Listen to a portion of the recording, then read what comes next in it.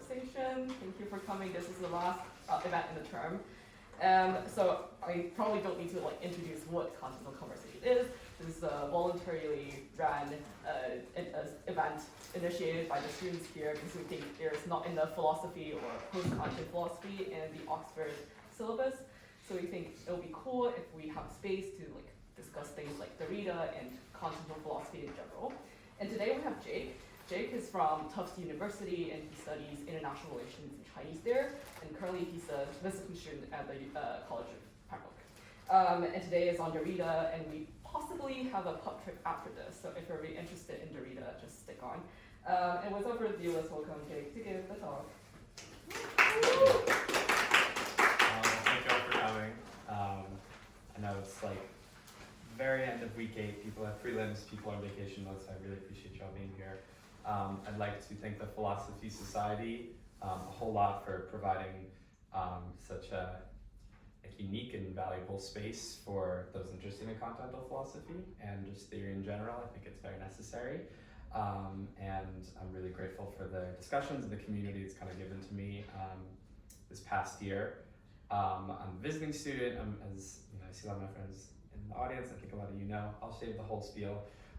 It's my last couple of weeks at Oxford, so I'd just like to thank the Philosophy Society and the whole community for being so special and inspiring to me personally.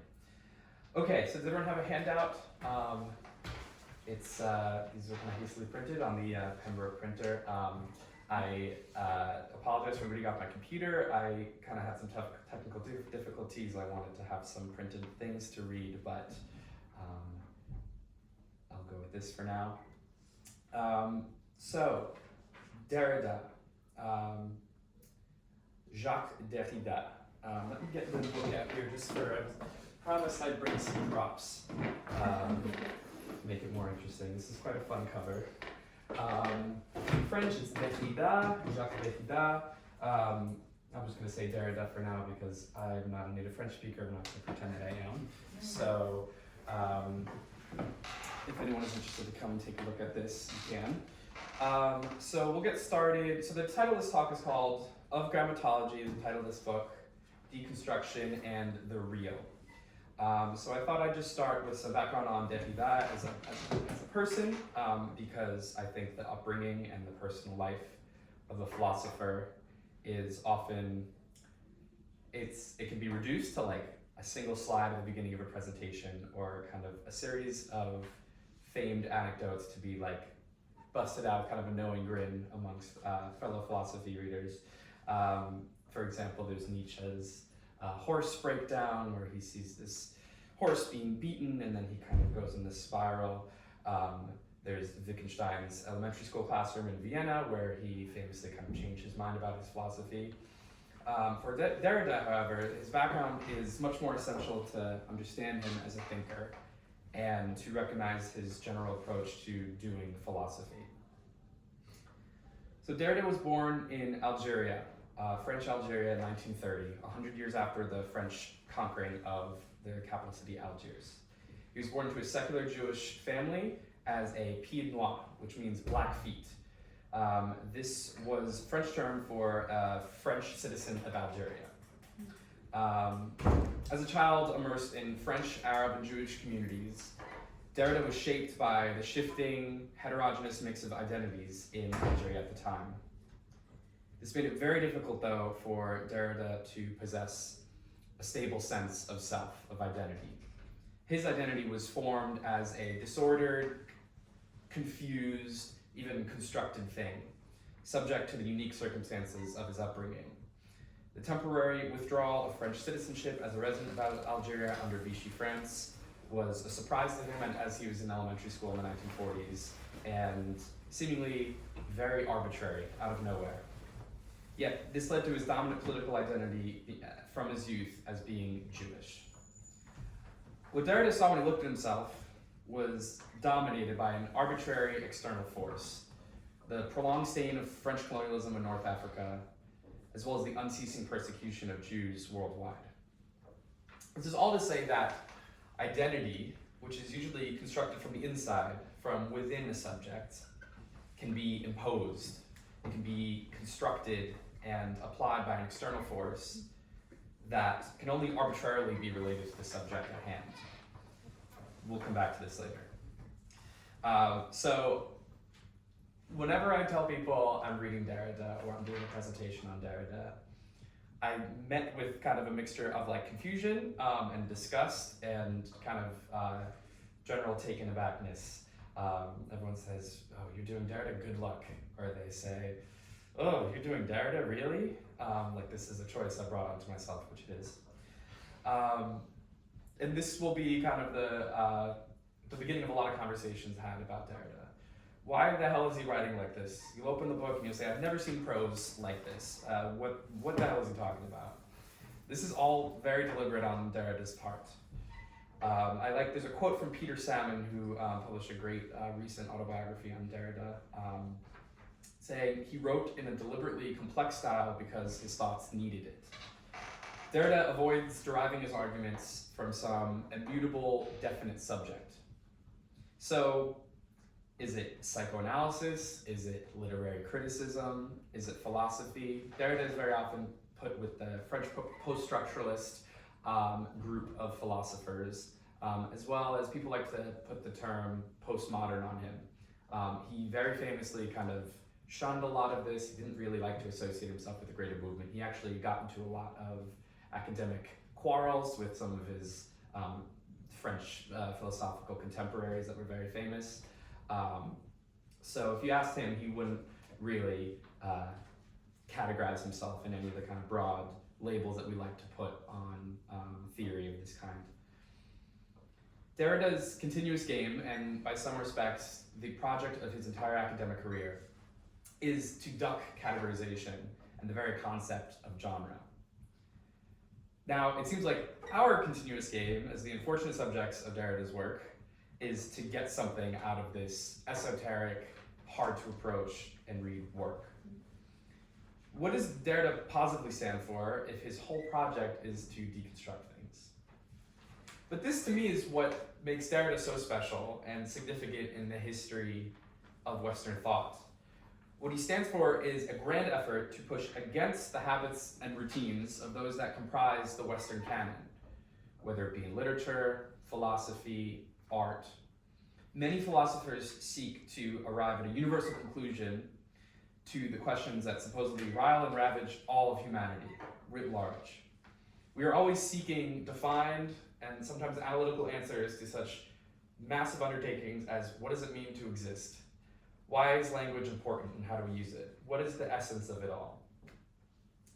And Derrida is radical in the way that he relishes in the ambiguity of it all. So taken further, Derrida's methods challenge the very notion of objectivity. And I feel that he would be very popular amongst the community of continental philosophers in the analytic Anglophone mecca that is Oxford philosophy. Derrida was directly influenced by the phenomenology of Edmund Husserl. In his 1967 study of Husserl, he aimed to criticize what Husserl called the principle of all principles for his study of phenomenology. That is, I'm getting some jargon here, the evidentness that's based in intuition, and intuition being different from a linguistic or structural sign. In another text, aptly titled How to Avoid Speaking, and I believe there's a quote on the bottom of the handout there, Derrida discusses the idea of negative theology. He talks about the Bible, Derrida contra Jesus, by means of the idea of dénégation, I'm not even going to try to do the French there, or in English, denial. Derrida acknowledges his own paradoxical desire to not be understood by all. Derrida is all about this notion of the free play of the word, by acknowledging the structurality of structure, that there's always a point of presence or some sort of fixed origin to balance and organize a structure, whether it be a linguistic structure, whether it be a social structure. Words and the way in which they are used are left to play within this total form of the structure. So I'm not sure if this will be so helpful. We'll get into some of context around what Derrida is saying here, but this idea of play is very important in his work. So if you take, all right, this is the world. Let's make it some more color. This is the entire world, you know, the kind of container of our thought. This is everything that we know, or at least that we can claim to know. So let's use the idea of language, for example. So everything that you know as language. So in here we can have stuff like grammar, you can have vocabulary, you can have syntax, you can have maybe even stuff like humor. Wow, I can't even read my own handwriting. All within the kind of umbrella term, if you will, of language. What a lot of theorists did, specifically in the 20th century, is understand that these are all related to each other. These are all interconnected in weird, kind of hard to define ways, sometimes souped or roundabout ways that goes through other ones and skirts other ones, but they're all connected in some way. So what Derrida does, and this is called roughly structuralism. If you're familiar with Ferdinand de Saussure, he's kind of coined this. There's a past Continental Conversation was given on Roland Barthes, another French guy who says that everything is kind of related in some way. But what Derrida says is there's always, almost without fail, a center, a nucleus to the entire thing that we call language. So everything comes in and out and has to pass through this center. If it doesn't directly kind of pass through the center, then it kind of skirts by it, and you can see that it's obviously trying to avoid it. So it's defined in relation to the center of any structure. This can be the idea of patriarchy, this can be gender, this can be mathematics. Very widely applicable to a lot of things. A lot of structuralists like to use language. But Derrida says that there's some kind of impossible to extricate like core to all of this. So that the whole is defined in relation to the center, and the center is defined in relation to the whole. So again, the words around this center are left to play around, and they can often kind of play in some ways to distract us and say, well, humor is completely different than grammar, and you don't need grammar to have humor, or people, and there's ideas in literature that play of vocab. You take like really kind of famous works that, again, play with this idea of the very building blocks and components of what we know as language, of the written word, and of literature in its own kind of separate orbit over here. But it scales, right? Because you can have literature in here, you can have philosophy, all under this idea of language. You can have the written word, you can have the spoken word. So what Derrida says is, even today, the notion of a structure lacking any center, so if you take that center out, represents the unthinkable itself. The way Derrida approaches a text acknowledges his own place as a reader, as a critic, as a potential subject of the writing, and his interpretation and experience of the text is firmly rooted in everything that has made Derrida up to this point. In rough terms, Derrida's philosophical strategy attempts to look at things from the inside, dissecting it down to its most essential parts, and avoiding a moment of decision that comes to define our relation to the text as a reader. So this idea of, he doesn't call it indecision, he calls it undecidability, is so essential for Derrida. Because if we're able to like draw crazy charts and graphs like this, we're obviously going to think something, like what are we going to take away of it? We have to, what Derrida is saying is you have to acknowledge that even in just this form right here, it will affect the way we think about it as a whole. And he says, what you have to do is you take all these parts out, these kind of nebulous, free-playing words, and you hold them up in the air and you say, okay, I know that these are here, these are here, these are here within this whole. But what's so crucial about this is that you shouldn't make a decision. You should kind of, as he says, relish in the ambiguity of how these words might be related to each other. How these words might be related to each other and how they might be related to you. So there's another great quote from Peter Salmon that says, "To make a decision is to commit an act of violence." We'll just kind of think about that and come back to it later. So to reduce any of Derrida's entire oeuvre to a single work is nearly impossible, but I've chosen to focus on de la grammatologie, of grammatology, due to it being the first time that Derrida mentions two of his very famous philosophical concepts, logocentrism and deconstruction. So in this text, he primarily focuses on French essayist Jean-Jacques Rousseau, especially on his 1781 essay of the origin of languages, as well as Ferdinand de Saussure's idea of linguistic structuralism as presented in his course in general linguistics. So let's talk about logocentrism. Derrida argues that logocentrism, which roughly I think he traces back to the Greek of logos, so kind of an overprivileging of logos, is a tendency of the philosophical tradition to prioritize reason, presence, and the spoken word as the ultimate sources of meaning and truth. So he's effectively arguing that a lot of Western thought has come to privilege the spoken word over the written word, which is, at first, kind of seems like a crazy claim, given that there are,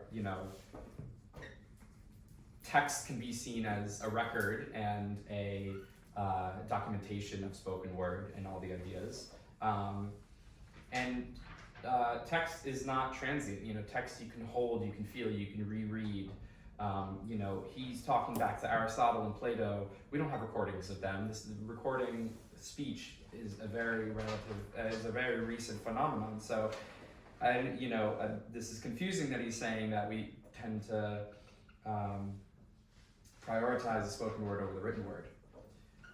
But he shows that this tradition of logocentrism is based off of these arbitrary hierarchies and the illusion of a fixed presence embodied in the act of speech. Again, that inextricable center point. So the notion that the written word is only just a representation of an idea or a sign of a sign is a very long history in Western thought. Aristotle says that spoken words are the symbols of mental experience and written words are the symbols of spoken words. And Rousseau similarly states, writing is nothing but the representation of speech. It is bizarre that no one gives more care to the determining of the image than to the object. All of this sets the stage for Derrida's famous notion of deconstruction, as identifying logocentrism is a step forward in realizing that there could be no absolute truth outside of linguistic construction. So we see the center, we see all the words playing around it. What's outside it, right? Can we say that this is just a part of a bigger structure and a bigger structure? Does it scale? Where does it end? Is there some sort of definite boundary to this? No matter how scientific or prolific that construction might be. So you'll see a little cartoon on the front side of the handout. Then I want to talk about this idea of différance. So the best way I've heard différance described is like a game of tag. When one person's it, they have to chase around the others and try to tag them. But as soon as they tag someone, the other person becomes it, and then they have to chase the others. The game of tag is always changing and shifting, with the kids in the playground, like words, kind of running around free to play around this definite structure, with different people taking turns being it. So in a similar way, the meaning of words is always changing and it's always shifting. When we use a word, we might think we know what it means, but as soon as we try to explain it to someone else, that meaning starts to change. This is what Derrida means by différance, the idea that meaning is always on the move and never stays the same. This directly challenges the notion of logocentrism, of privileging the spoken word, by showing that meaning is always deferred and constructed through a network of differences. It is perhaps most apparent, and this is pointed out by Derrida, in the etymology of the French word différance. So it's a deliberate misspelling of différence with an E. You see that, not the first E there, so it's E with the accent mark, R-A. So in French, it's E-R-E. It's a deliberate misspelling, though the two are pronounced identically. So I say différence, it just occurred to me now that it's hard to distinguish différence from différence. And that's extremely intentional on Derrida's part. This misspelling highlights the fact that its written form is not heard. And this is the idea of logocentrism. It can sound the same, but one is heard and one is read, one is perceived, one is absorbed through the text. So semantically, we talk about meaning, différence plays on the fact that the French verb, this is another fun part of the word, différer, as in I'm really butchering this French translation, means both to defer. So this is Derrida's différence, which is pronounced the same as the French différence.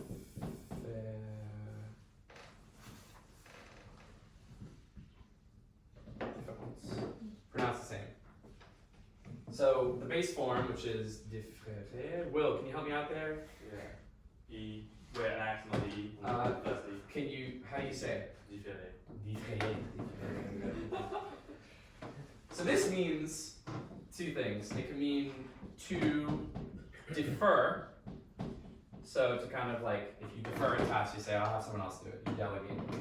It can also mean to, and this is where the kind of translation to English is interesting, to differ, which is not quite pronounced the same. It's a little bit different. If you're teaching someone English or you're learning English for the first time, this would be kind of hard to hear. This is to defer, and this is to differ. Wait, don't you say to defer? Or is that like a what? I'm not going to comment on that. You make that what you will. Again, we don't want to be too beholden to the kind of oddities of our respective languages, because then we'll kind of be just chasing our tails in circles forever. But this is a very intentional part of the concept of différence.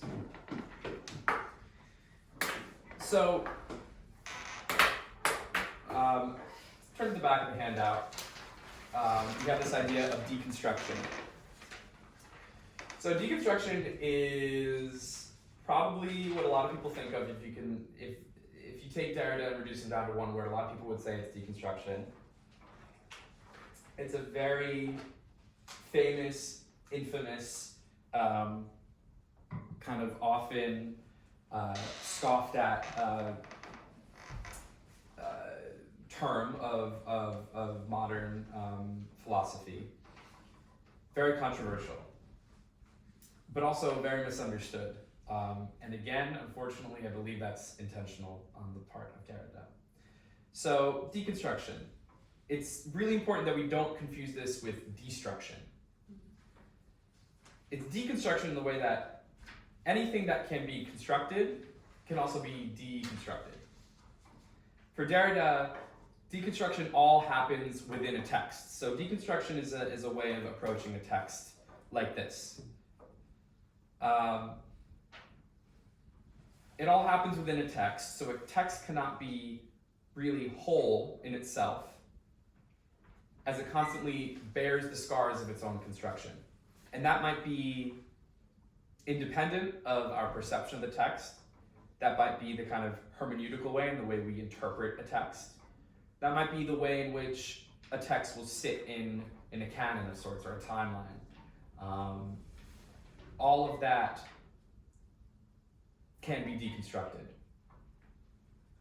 So a concrete example of something that deconstruction can reveal is a contradiction, a gap, whether a word is used in a different way by the same author in a paragraph or a text.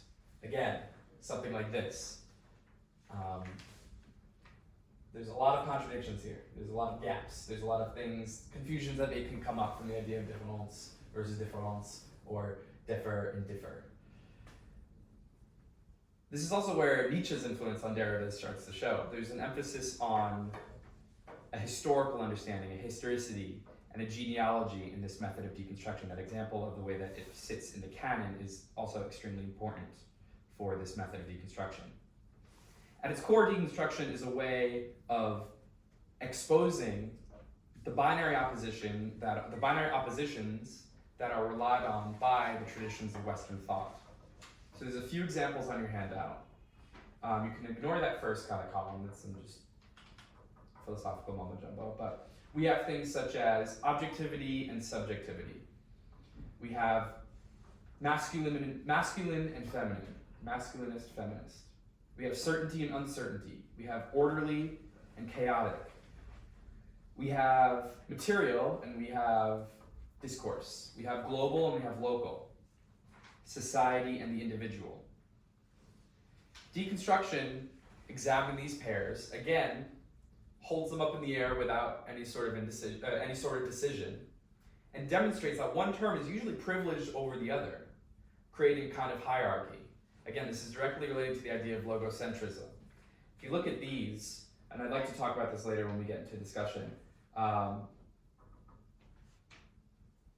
patriarchal values are predicated on the idea that masculine is somehow more powerful than feminist. A lot of people prefer certainty over uncertainty. There's even in kind of justice systems, there's a prioritization of orderly over the chaotic. Some people advocate for a kind of globalism rather than local provincialism. So deconstruction is first of all identifying these pairs, but taking a step back and not having that kind of knee-jerk reaction of which one's better, which one is more preferable, which one is more powerful. These hierarchies intermingle and compound onto each other. So within this idea of language, within this kind of structure of free play, there are some seemingly immutable things that we can't quite seem to separate ourselves from, and so we prioritize them. Derrida looks to the text to see these in plain view. There's a lot of oppositions that come up either explicitly or implicitly within the text.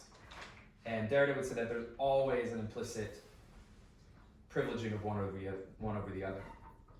So deconstruction involves reading a text in a way that its multiple meanings, and more crucially, its contradictions, are exposed. They're brought to the surface where all can see.